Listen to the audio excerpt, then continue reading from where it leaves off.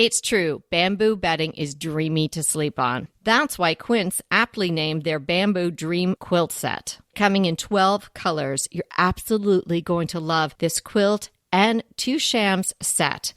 Starting at the softest of pinks and going all the way to a dark navy.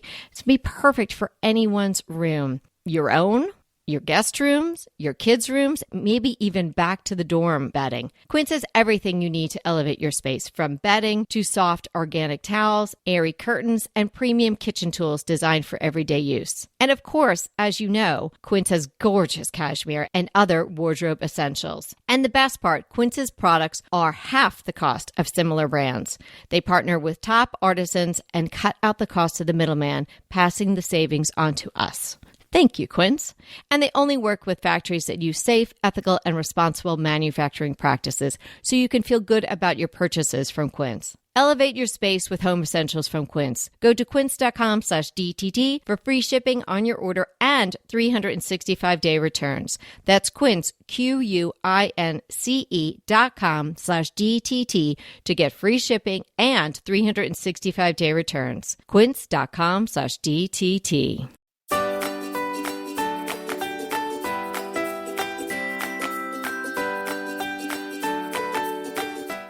Hey everybody, I'm Kelly Wilkness here with Anita Joyce, and this is Decorating Tips and Tricks. We're back for another DTT Plus, where you get more of us. And I just can't believe how the months just slide on by. So today we're talking about, has resale value ruined interior design? You look online at homes for sale, and they all look the same on the inside. Have you noticed that? Well, yes. But I would imagine you've noticed a lot more because in the not too distant past, you were looking around for homes pretty actively. I haven't been doing that in a while, but I definitely understand what you're saying because I'm seeing some of that too. Right. Well, and it kind of depends. Different markets are different. Different price ranges are different. So I don't mean everything's exactly the same, but I'm still seeing in certain price points, still a lot of gray, a lot of, I see a lot of white on all price points, but I don't see a lot of color.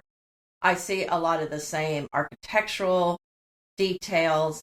And it's interesting because it feels like everything is made to be done quickly, to be done cheaply, and to just look exactly the same.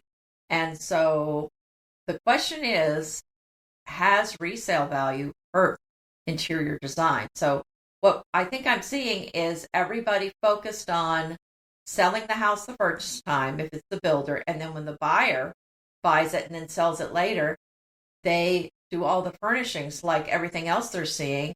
And it does seem to be based on resale value. And, I admit when we were working on our other house, I did think about resale value. However, my house had a lot of very unique features that made it very different, but it did keep me from doing certain things that I would have done if I wasn't concerned about resale value. So the question is, Kelly, do you think this focus on resale value has ruined interior design? No. Okay, thanks for hanging out with us. Thanks so much. Gotta go. I do not think it has ruined interior design. I think there is a certain segment of the housing market, people who are contractors doing spec homes, people flipping homes. I think there is a certain portion of the market that are going to be sort of whatever is the look du jour, the look of the year, and people are going to go for that. What we've said in the past is sometimes that's also not up to date. It's maybe a year or two or maybe more behind, because by the time, the contractors get the memo that we're all really doing more color now, they're still painting walls gray. Well, it's interesting. So a friend in another state was asking me about shiplap, and I said, well, that kind of went out 5 years ago. Mm-hmm. And I kind of get the impression from the look on her face that it's just coming in her state. But right. And she said, well, that's Texas. And I'm thinking, well, that's kind of national people saying that. Mm-hmm. That's not just Texas saying the shiplap is not so popular.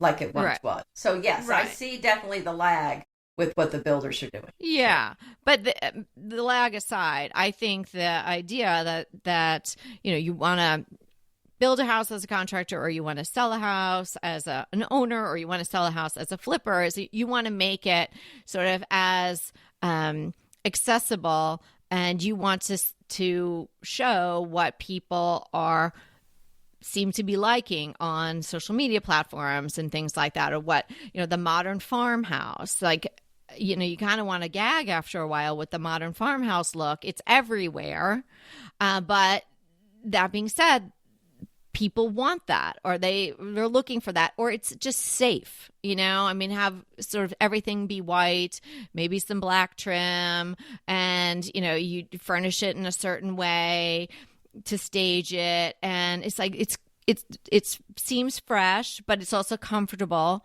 There's nothing too challenging or interesting, and maybe that helps people either get what they think they want because that's what they're seeing everywhere, or maybe that helps them envision themselves in a space. But I don't think that aspect of the housing market is ruining interior design.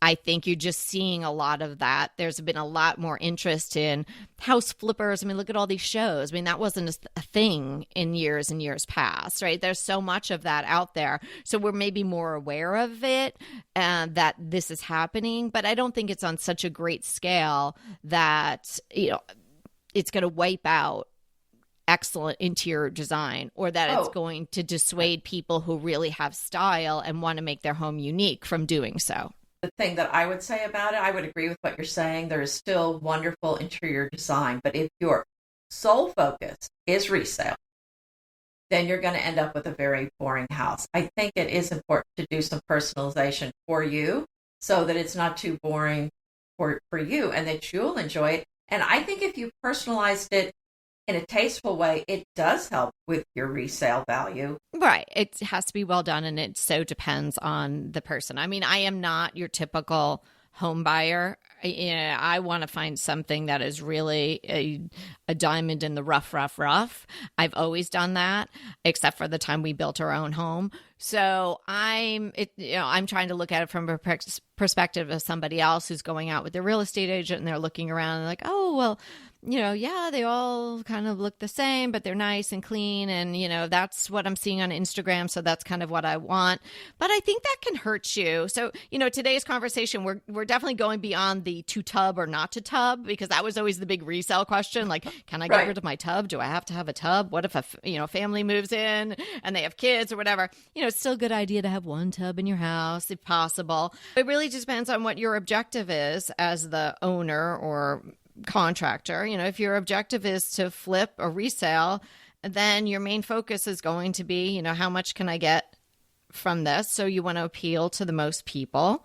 I think you can be aware and considerate of resale value and still design your interiors with individuality and style. And certainly if you're in the house or apartment or condo for 5, even 3 years, you think you're going to be there for a bit, I would definitely want to personalize it. I want to enjoy my space while I'm there. So I wouldn't be constantly worried about, oh, I better just keep all the walls white and, I better just do what I'm seeing on Instagram because someday I might want to sell this place.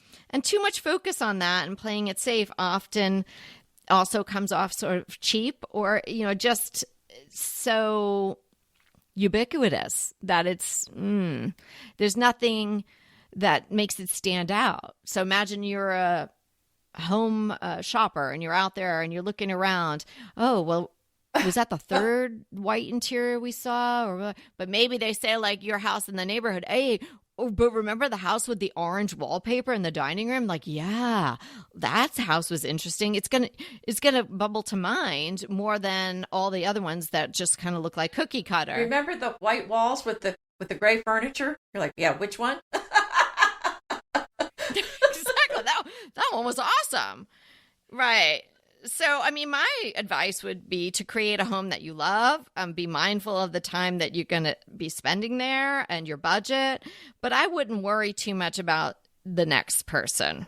I can't stop using dupe.com. This is an amazing website, service, best friend. I absolutely love it. So you find something that you really want and it's too expensive. It's a budget buster. Then you use dupe.com and you can find almost the exact thing or very similar products for much less. So I was crushing on this incredibly gorgeous coffee table. I had it in my mind. I had it in my Pinterest boards. I had it everywhere, but I just didn't have it in my house because it was too expensive. When I learned about dupe.com, that was the first product that I tested. And boy, did I find some amazing dupes. And I purchased one. So the original was almost $3,000. And dupe showed me many choices, all the way down to under $200. Now, you may think something this extraordinary is hard to use, but it's so easy. Just type dupe.com/ before any product URL in your browser, and boom, it instantly finds you less expensive alternatives. They even have an app and a browser extension you can download. No account required, no sign up required. It's completely free. That's completely free free to use. Stop wasting your money on brand names and start saving with dupe.com today. You want to be able to enjoy your home, and personalizing it doesn't necessarily hurt resale. In many times, in many ways, it can increase the resale value. What I've seen happen with resale, and this is kind of more of an adjacent topic, is when the house is super large and it's dated, and then the people feel like they don't have the money to update it, but nobody buying it wants to spend the money to update it either. So I've seen that really be a problem when the house is really big, because if you're thinking about redoing one bathroom, that's one thing versus 6 bathrooms. But if they had chosen a little better, it might have been more of a timeless look and it might not need to be replaced. So that's just something to think about. I remember a house years ago we bought, they had just the white square tiles in the tub areas, and they weren't exciting when I bought the house, but guess what? They weren't offensive either. We never felt like they were bad enough to replace. They looked fine, and I don't think it hurt it when the house sold. And I don't think anyone's ever going to change those out because they're fine. Yes.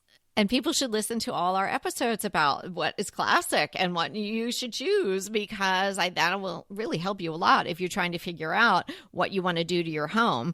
But, if you do fall in love with some crazy tile, okay. If you're going to be there for a while, enjoy it. Well done classic interiors. You're always going to present well for the next buyer. Mm-hmm. Right.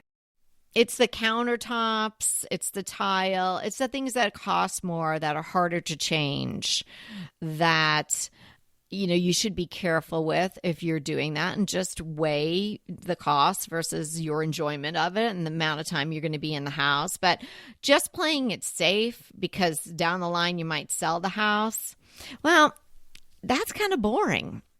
Well, and another thing is, let's say, probably this would be more likely with curtains and light fixtures.